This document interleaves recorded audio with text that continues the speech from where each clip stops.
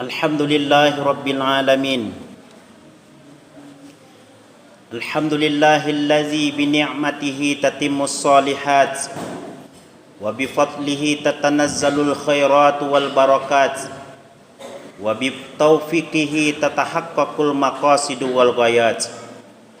Ashhadu an la ilaha illallah wahdahu la syarikalah, lahul mulku wa lahul hamdu yuhyi wa yumit wa huwa ala kulli syai'in qadir. Wa ashhadu anna Muhammadan abduhu wa rasuluh wa safiyyuhu min khalqihi wa khaliluh allazi addal amanah wa ballagha risalah wa nasahal ummah wa kashafallahu bihil ghummah wa jahada fillahi haqqa jihadih hatta atahul yaqin. Allahumma salli wa sallim wa barik ala sayyidina Muhammadin wa ala alihi wa ashabihi ajma'in. Wardallahumma ala arba'atil khulafai rasyidin Abi Bakri wa Umar wa Utsman wa Ali wa ala baqiyati sahabati wat tabi'in wa tabi'it tabi'ina wa man tabi'ahum bi ihsanin ila yaumiddin. Amma ba'du fa ya ibadallah, usikum wa nafsi bi taqwallahi wa ta'atihi la'allakum tuflihun. Ittaqullaha haqqa tuqatih wa la tamutunna illa wa antum muslimun. Qala Allah Ta'ala fi kitabihil karim wa huwa asdaqul qailin. A'udzu billahi minasy syaithanir rajim. Bismillahirrahmanirrahim. Ya ayyuhallazina amanu kutiba alaikumus syiyam kama kutiba alal ladzina min qablikum la'allakum tattaqun.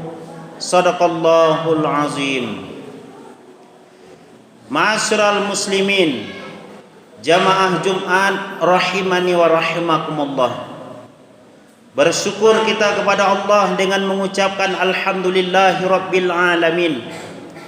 Salawat dan salam kepada Rasulullah Muhammad sallallahu alaihi wasallam dengan mengucapkan Allahumma salli ala sayyidina Muhammad wa ala ali sayyidina Muhammad. Khatib juga tidak lupa untuk senantiasa menyampaikan wasiat takwa. Mari sama-sama kita tingkatkan iman dan ketakwaan kita kepada Allah Subhanahu wa taala. Karena iman dan takwa adalah bekal yang paling utama, mustika yang paling mahal harganya di hadapan Allah Subhanahu wa taala. Ma'asyiral muslimin, jamaah Jumat yang dimuliakan oleh Allah. Alhamdulillah, sekarang kita sudah berada di dalam bulan Sya'ban. InsyaAllah tak sampai 1 bulan lagi kita akan memasuki bulan suci Ramadan, bulan yang dinanti-nantikan kehadirannya. Dan bahkan Nabi SAW mengajarkan suatu doa kepada kita. Allahumma barik lana fi Rajab wa Sya'ban wa ballighna Ramadan. Ya Allah, berkahi kami dalam bulan Rajab, berkahi kami dalam bulan Sya'ban, sampaikan kami ya Allah ke dalam bulan Ramadan. Para ulama salafus saleh terdahulu juga berdoa dengan doa yang sama. 6 bulan sebelum datang bulan Ramadan, mereka berdoa kepada Allah ayyuballighahum Ramadan, agar disampaikan, dipanjangkan umur mereka sampai di dalam bulan Ramadan. Setelah bertemu dan berjumpa dengan bulan Ramadan, mereka meningkatkan ibadah, intensitas ibadahnya kepada Allah, sembari berdoa kepada Allah ayyataqabbala minhum, agar Allah menerima amalan-amalan yang telah mereka lakukan.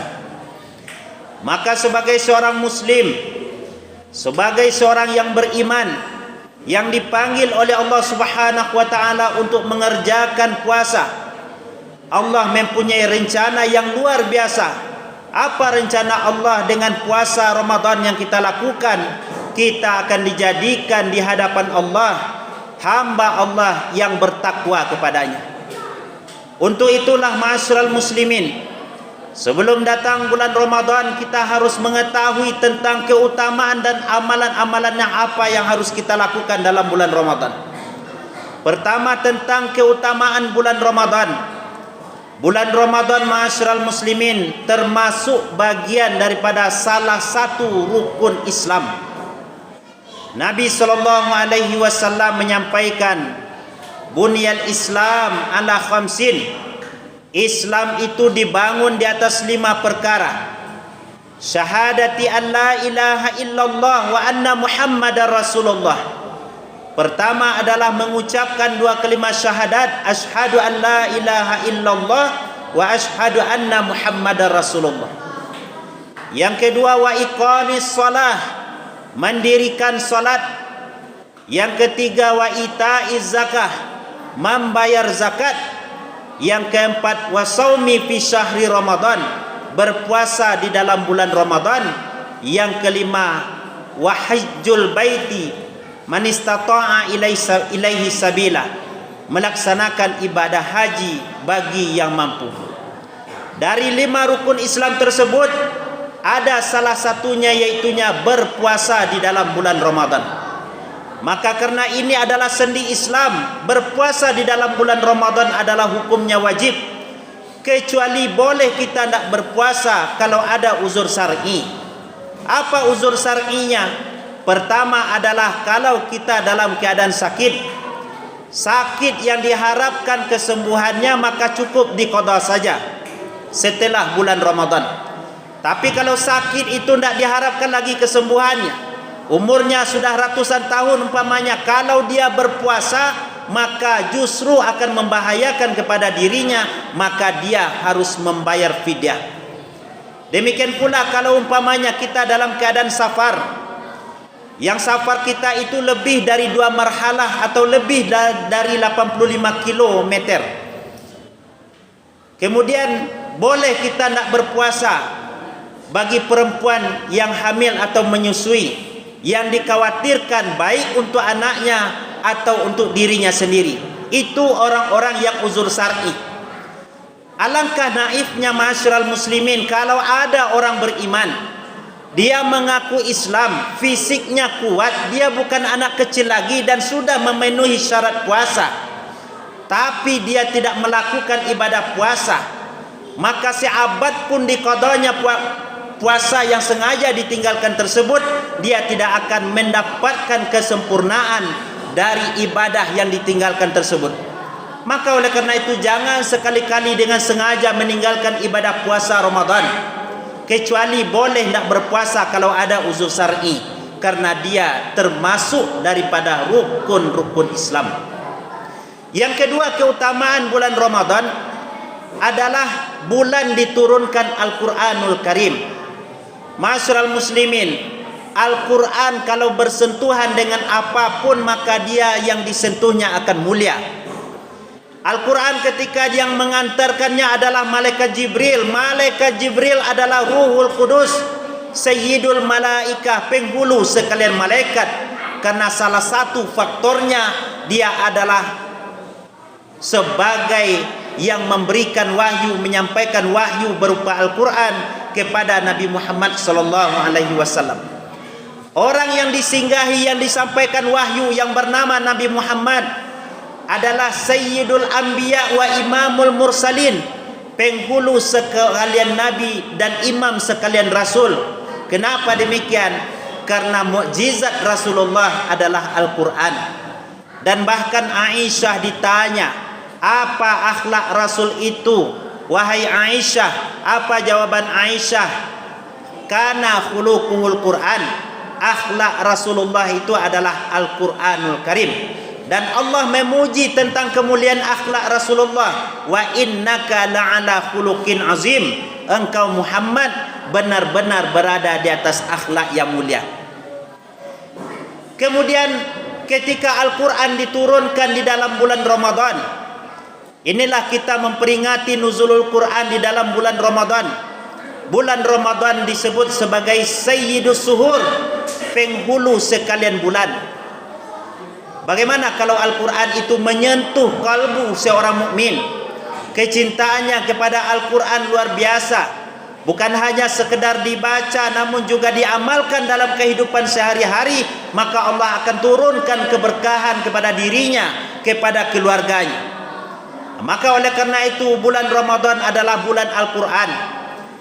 Imam Malik meninggalkan orang yang meminta fatwa kepadanya, menundanya. Untuk apa? Untuk banyak membaca Al-Quran.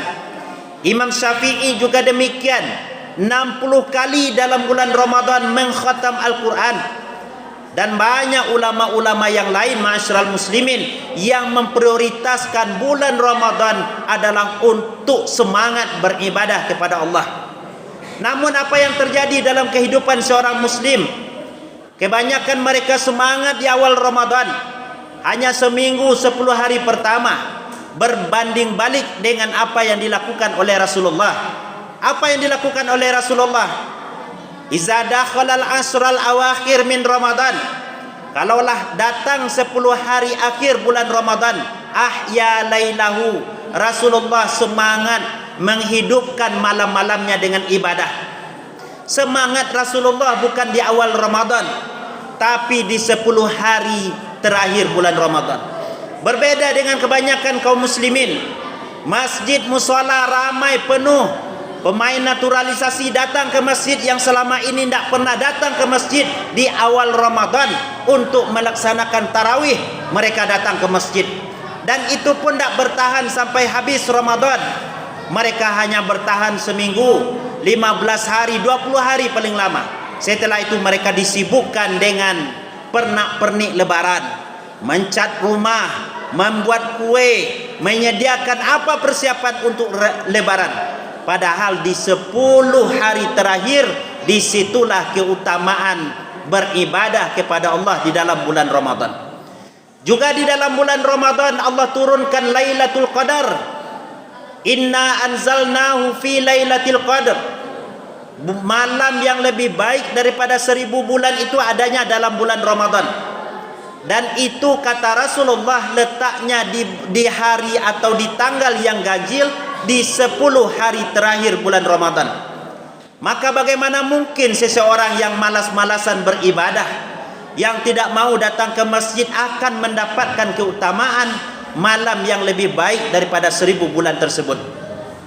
Kemudian ma'asyiral muslimin, di dalam bulan Ramadan, iza jaa Ramadan, apabila telah datang bulan Ramadan, futihat abwabul jannah, dibukakan pintu surga, wa ghulikat abwabun nar, ditutup pintu-pintu neraka, wa sufidatis syayatin, dibelenggu setan-setan.